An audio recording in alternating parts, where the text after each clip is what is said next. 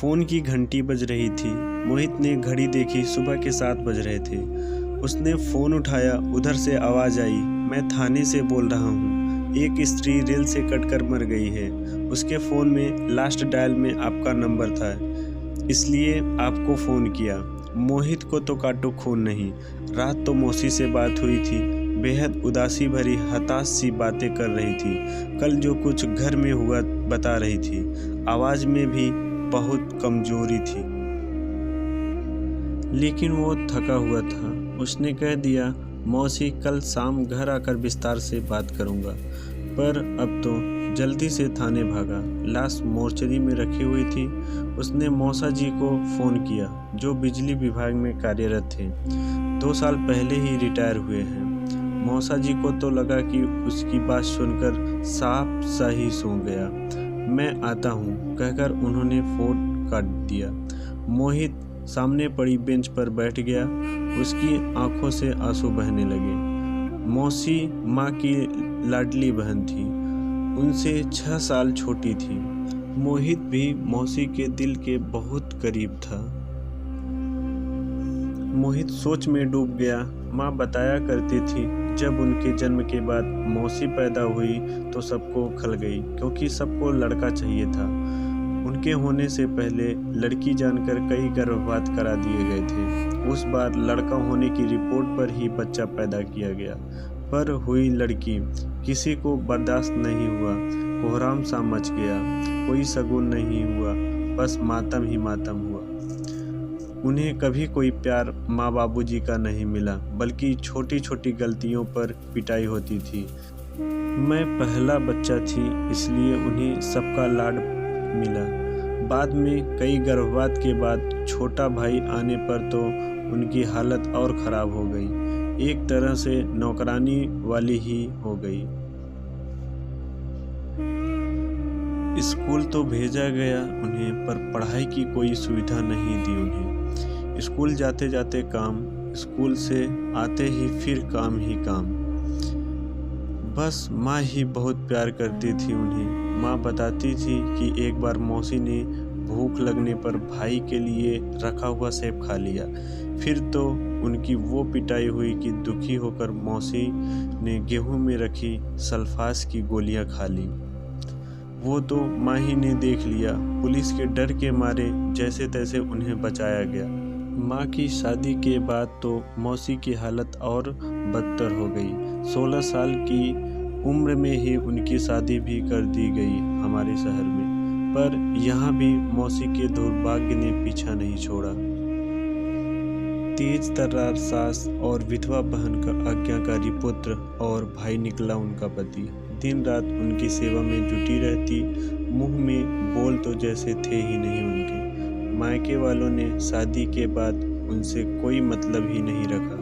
बस कभी कभी माँ से मिलना होता रहता था उनका। अपने दुख दर्द बांट लेती थी उनसे। वो भी बराबर में बैठे बातें सुनता रहता था। बात बहुत समझ में तो उसे नहीं आती थी, पर मौसी के आंसू उसे अच्छे नहीं लगते थे।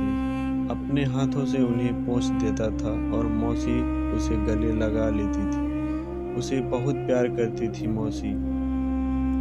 माँ बताती है, एक बार जब फिर मौसी ने जुल्मों से तंग आकर जान देने की सोची, तभी उन्हें पता चला वो गर्भवती हैं। उस दिन से वो खुश रहने लगी थी। उन्हें यही लगने लगा, अब कोई उनका अपना आने वाला है जो उनका उद्धार करेगा, उनको समझेगा। और फिर वो रौनक उनके घर आया।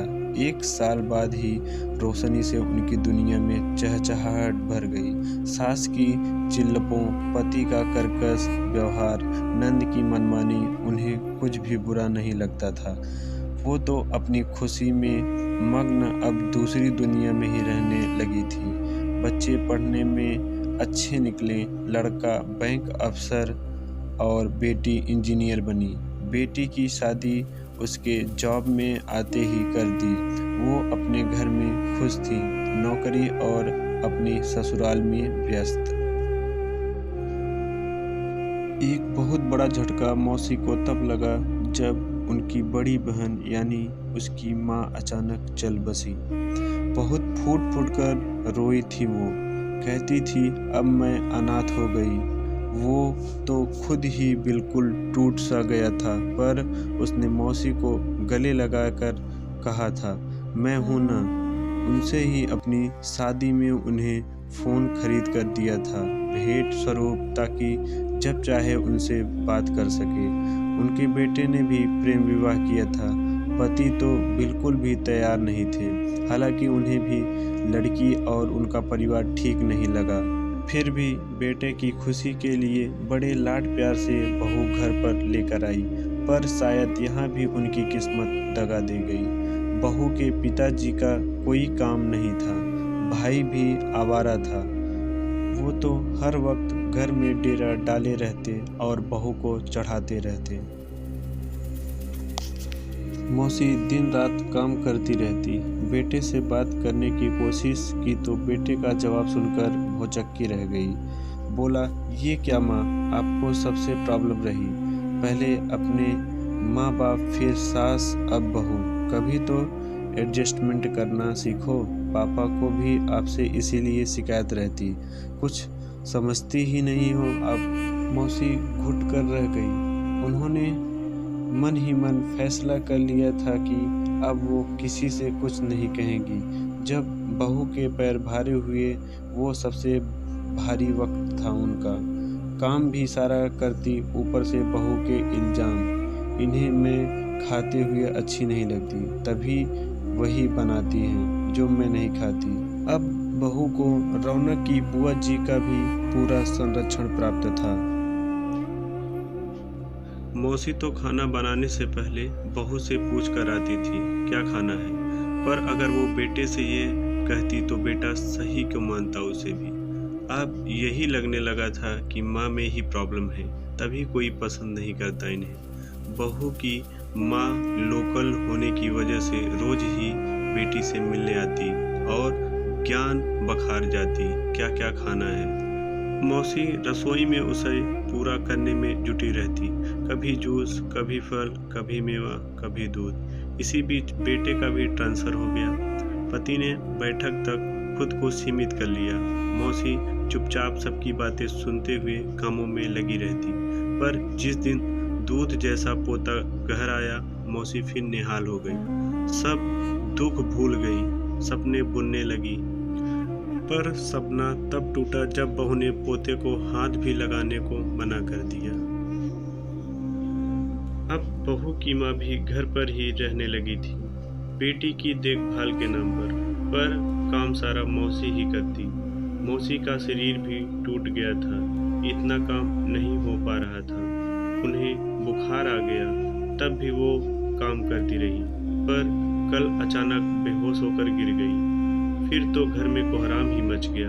कहा गया जरा काम क्या बढ़ गया, इनका नाटक शुरू हो गया। क्या क्या नहीं कहा गया उन्हें।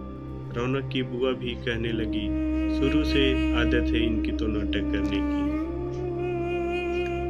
बहुत रोई मौसी, और कल रात मौसी उसे फ़ोन करके यही सुना रही थी, पर उसने ठीक से पूरी बात नहीं सुनी। सोचा कल जाकर खुद मिल लेगा, पर शायद उन्होंने मन तभी बना लिया था।